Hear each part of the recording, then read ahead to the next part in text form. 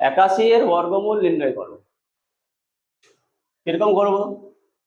উত্তর করব 81 এর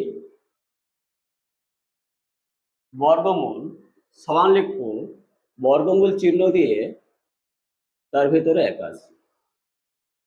এবার 81কে কি করতে হবে? এর উৎপাদকে বিশ্লেষণ করতে হবে। উৎপাদকে বিশ্লেষণ করলে আমরা কিরকম পাবো? 3 7 81, 3 9 27, 3 3 9। তাহলে উৎপাদকে বিশ্লেষণ করতে গিয়ে আমরা কি পাচ্ছি? 3 গুণিতক 3 গুণিতক 3 গুণিতক 3। তাহলে √81কে আমরা লিখতে পারি 3 গুণিতক 3 গুণিতক 3 গুণিতক 3।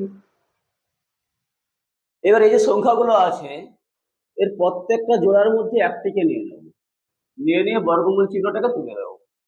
তাহলে কি দাঁড়ালো? 3 গুণিতক 3 সমান 9। তার মানে 81 এর বর্গমূল কত হলো? 9। এটাই অ্যান্সার।